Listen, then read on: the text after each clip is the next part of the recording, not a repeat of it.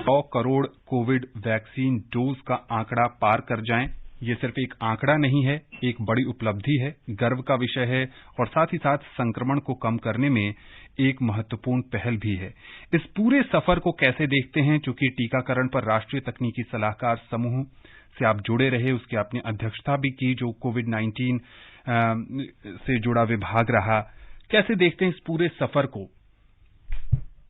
ये एक महत्वपूर्ण मील का पत्थर या पड़ाव देश ने देखा है, जिसमें बहुत संतोष मिलता है और साथ ही साथ मेरे को लगता है कि देश को एक आत्मविश्वास बढ़ा है कि जिसको हमने जिस चीज के लिए ठान लिया, जिसके सपना देखा, उसको अगर हम सब मिल करके करते हैं तो हमारे लिए हर चीज मुमकिन है। और यहाँ पर ये मैं बताना चाहूंगा कि ये यात्रा ये कोई पिछले 10 महीने 9 महीने की यात्रा नहीं है, ये पिछले 2.25 साल की फरवरी मार्च में ही इस यात्रा की रूपरेखा तैयार कर ली गई थी और पूरे के पूरा जो हमारा इकोसिस्टम है, साइंटिफिक इकोसिस्टम है, स्वास्थ्य की जो सिस्टम है वो, और किस तरीके से सभी सेक्टर्स मिल करके इसके लिए काम करेंगे, पूरा का पूरा तंत्र इसके लिए जुड़ गया था, क्योंकि ये बड़ा क्लियर था कि वैक्सीन की जरूरत होगी इस महामारी से बचने के लिए। इस सारी सोच के पीछे एक जो मूलभूत सोच थी वो थी वैक्सीन आत्मनिर्भरता, क्योंकि ये बहुत साफ हो गया था बहुत जल्दी कि अगर आप खुद वैक्सीन के निर्माता नहीं है, आपके पास नहीं है, तो आप कुछ कहते रहिए, दुनिया में आपको वैक्सीन मिलेगी।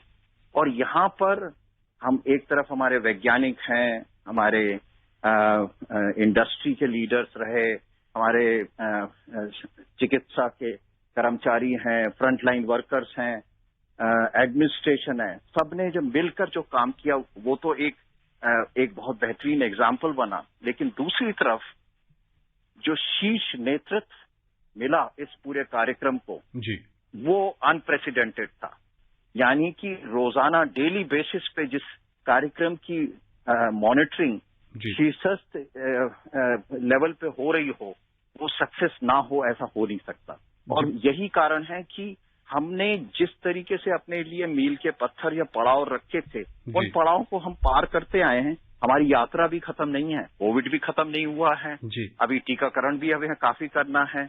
और सबसे आखिर में यह है कि टीकाकरण एक चौमुखी जो रणनीति है उसका हिस्सा है।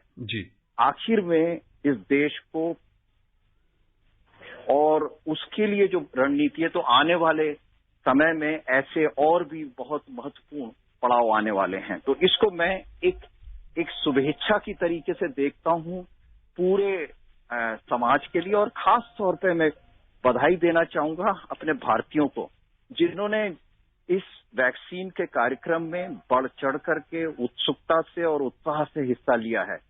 हमने देखा है कि विकसित देशों में लोगों ने 50-60% लगाने के बाद उनको इंसेंटिव देना पड़ता है, कोई किसी को कुछ देता है। लेकिन यहाँ पर मेरे को लगता है भारतीयों की बुद्धिमत्ता का कोई सानी नहीं है कि लोगों को मालूम है कि वैक्सीन केवल उनके लिए फायदेमंद नहीं है, उनके परिवार के लिए है, उनके बच्चों के लिए है, उनके पड़ोस के लिए और के पूरे समाज के लिए। तो वो सबसे बड़े बधाई के पात्र हैं। जी बिल्कुल, तमाम देशवासियों के सहयोग से ही हम यहाँ तक आ पहुंचे हैं।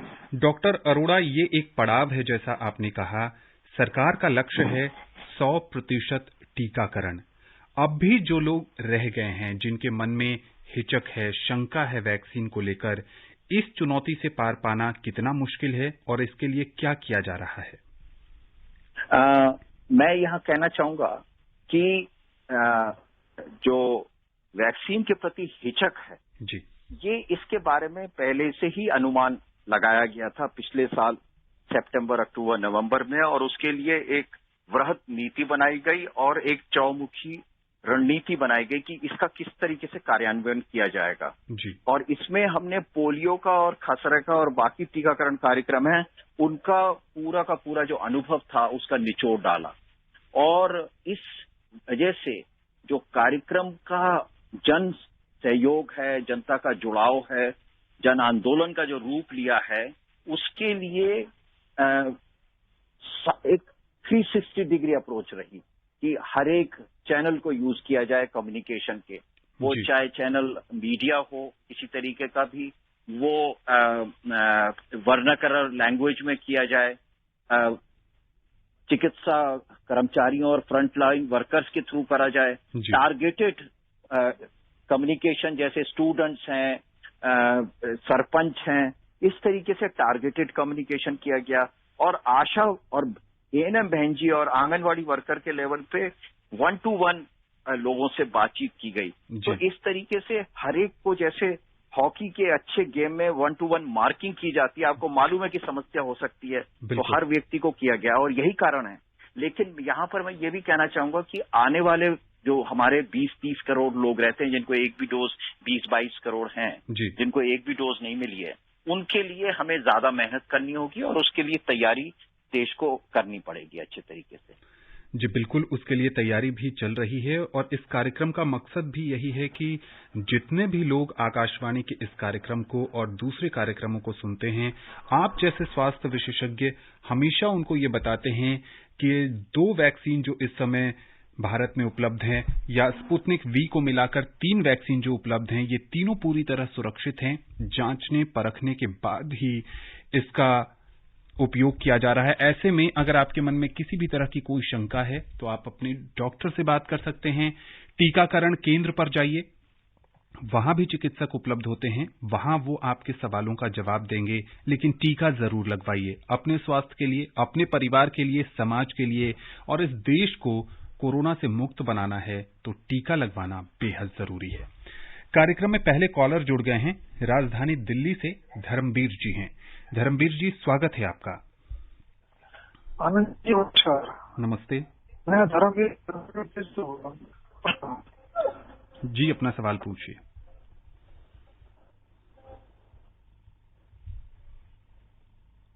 धर्मवीर जी, आप हमें सुन पा रहे हैं? हेलो जी, अपना सवाल पूछिए। जैसे कि आपका कार्यक्रम 540वां एपिसोड और आपका भी कार्यक्रम लगभग 1000 हो जाएगा जी।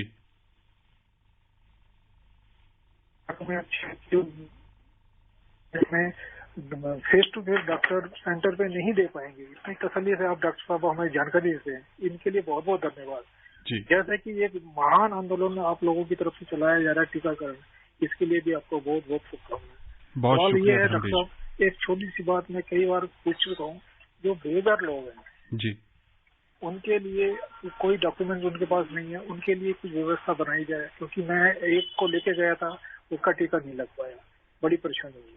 जी, डॉक्टर अरोड़ा ये जानना चाह रहे हैं कि वैसे लोग जिनके पास कोई भी पहचान पत्र नहीं है, जो बेघर हैं, जो सड़क के किनारे सोते हैं, ऐसे लोगों को टीका कैसे लगवाया जाए। धर्मवीर जी कह रहे हैं ऐसे ही एक बेसहारा बेघर व्यक्ति को ये टीकाकरण केंद्र पर लेकर गए थे, लेकिन पहचान पत्र न होने के कारण उनको टीका नहीं लगाया जा सका। क्या इस विषय पर सरकार कोई पहल कर रही है?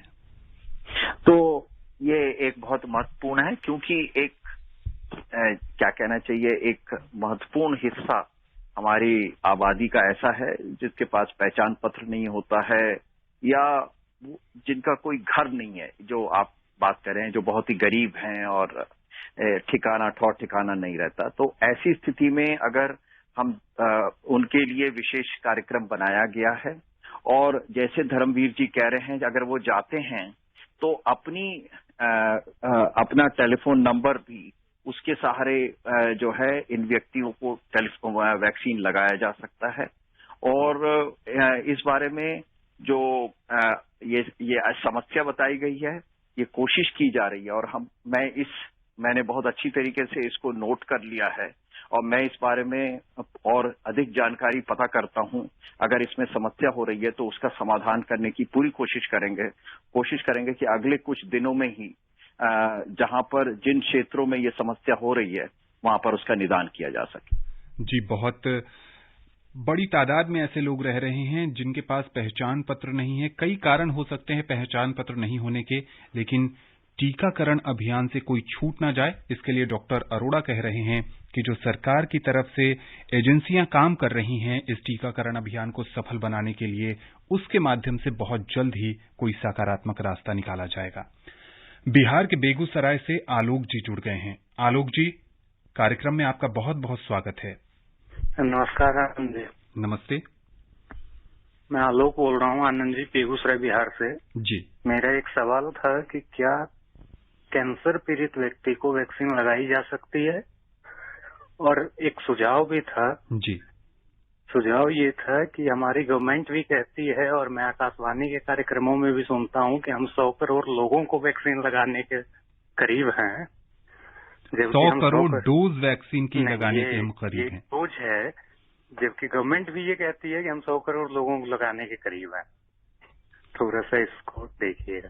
नहीं, ये बिल्कुल ठीक है कि वैक्सीन की 100 करोड़ डोज का आंकड़ा हम पार करने के करीब हैं। इनका जो सवाल है डॉक्टर अरोड़ा, कि अगर कोई व्यक्ति कैंसर जैसी समस्या से ग्रस्त है, परेशान है, क्या वो वैक्सीन लगवा सकता है?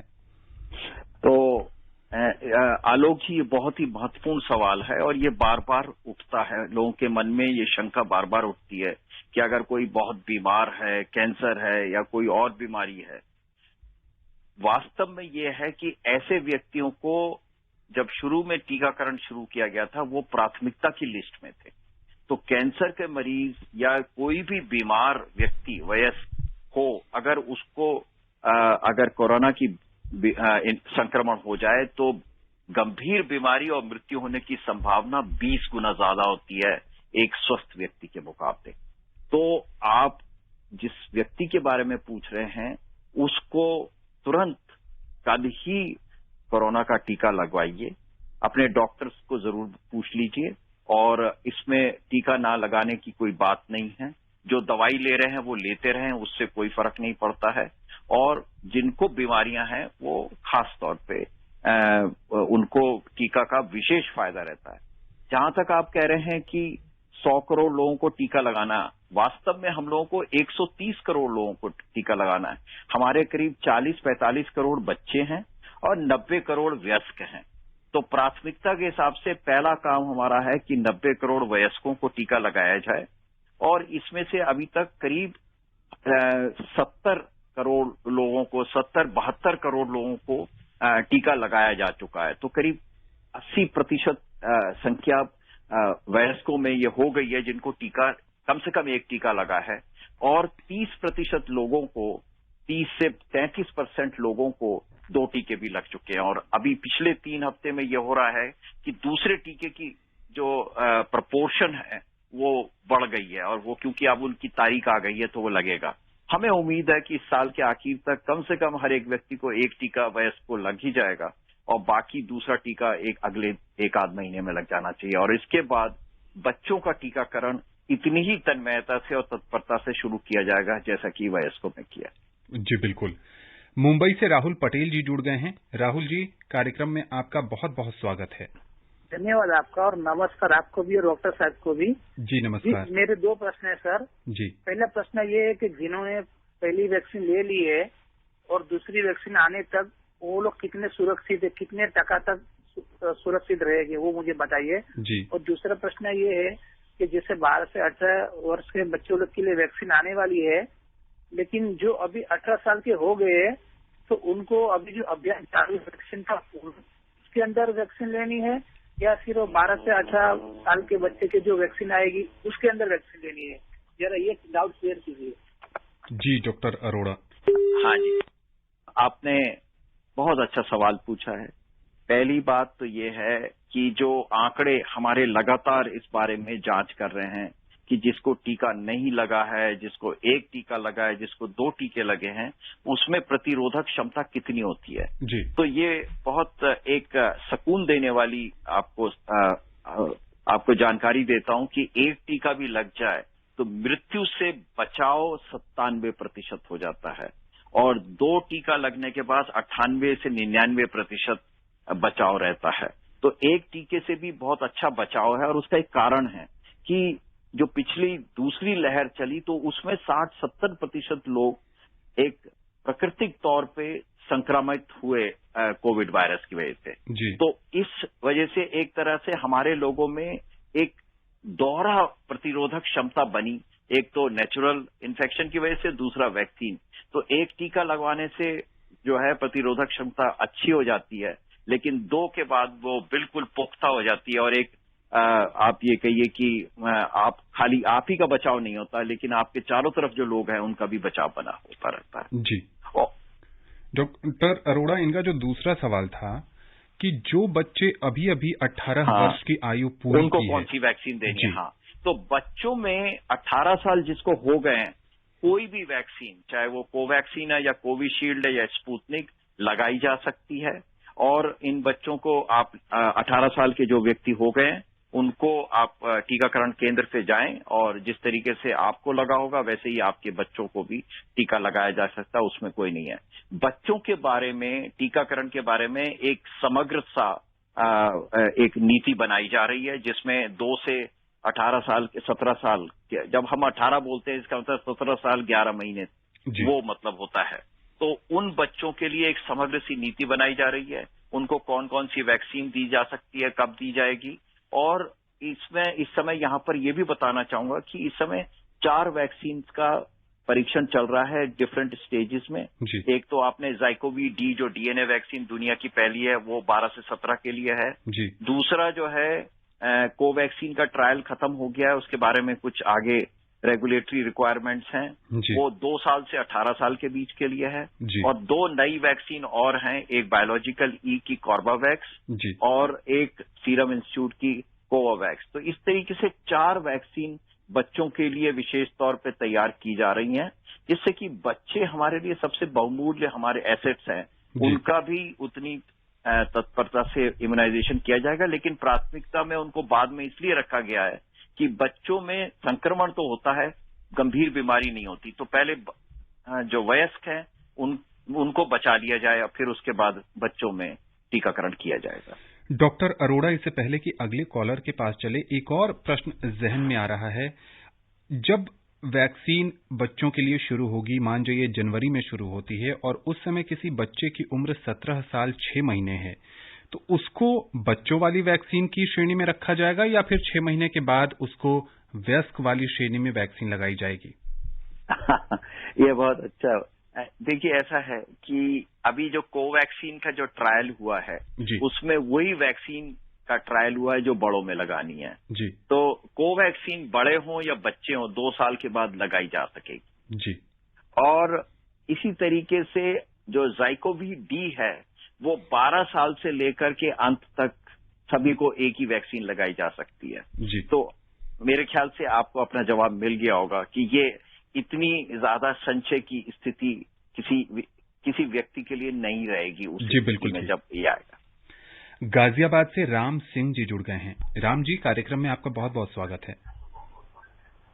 जी नमस्कार, दोनों साहिबानों को, डॉक्टर साहब को भी और आपको भी नमस्ते। मेरा सवाल ये था जी, मैं एक दृष्टिबाधित व्यक्ति हूँ जी और 75 साल की उम्र है जी, और मेरे लंग्स जो बहुत ज्यादा खराब हैं, 1-1 घंटे पर मुझे यूरिन जाना पड़ता है जी। तो क्या मैं लगवा सकता हूँ या नहीं? एक सवाल तो ये था जी। दूसरा सवाल मेरा ये था कि जो महिला जिसको मान लो कोरोना हो गया और वो प्रेगनेंसी पीरियड में उसकी डेट आ गई, तो क्या उस बच्चे को भी उसका कोरोना होगा क्या? जी डॉक्टर अरोड़ा, पहले तो नमस्कार। और आपकी आवाज से लगता है कि आप में अभी भी वो ऊर्जा है जो बहुत कम लोगों में कई जमानों में नहीं होती, तो उसके लिए तो बहुत शुभकामनाएं।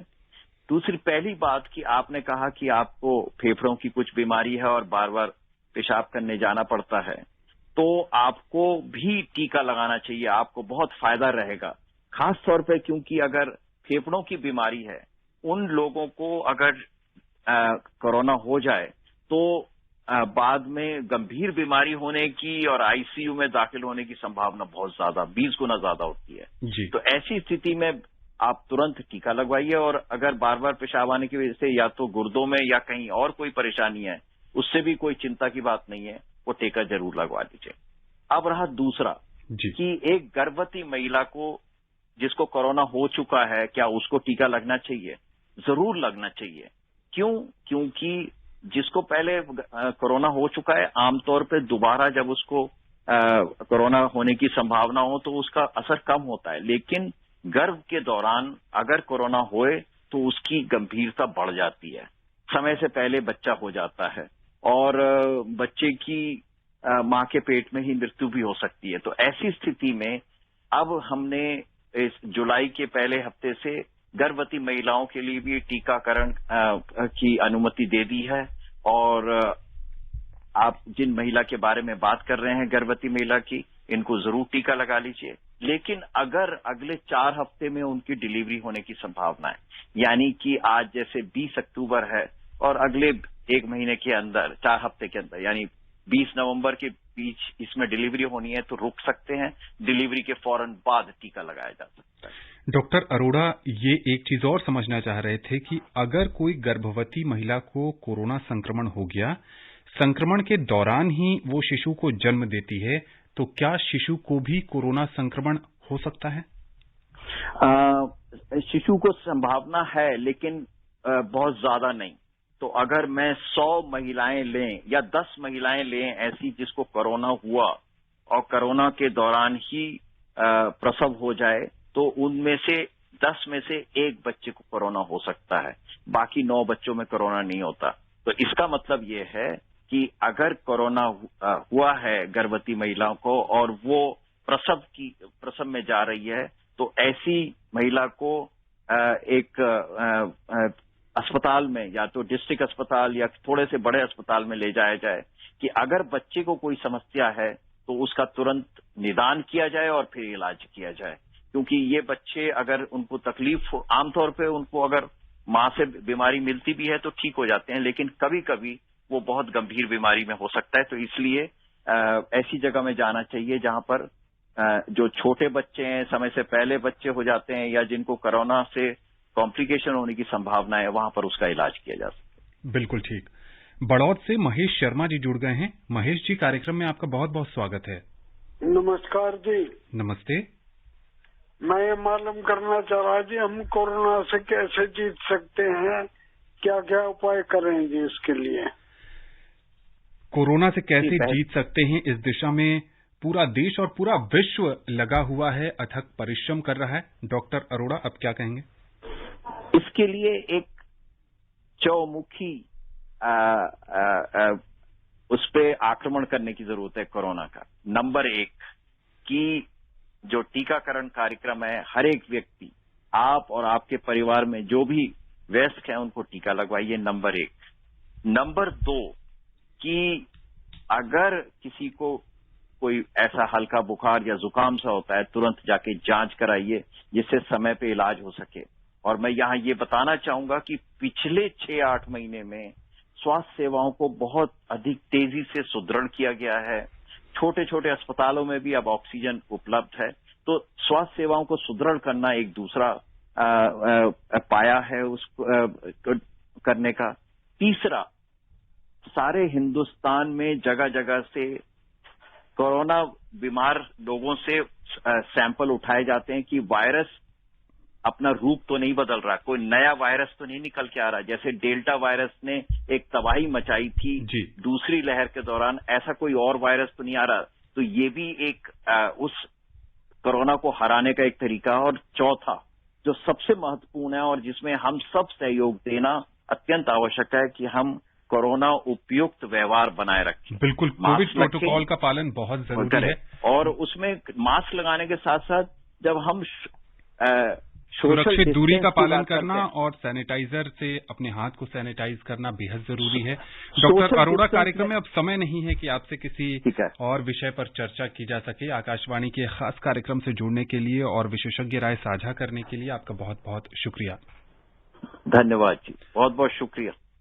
तो कोविड प्रोटोकॉल का पालन करिए, स्वस्थ रहिए, खुश रहिए और संक्रमण से बचे रहिए। नमस्कार।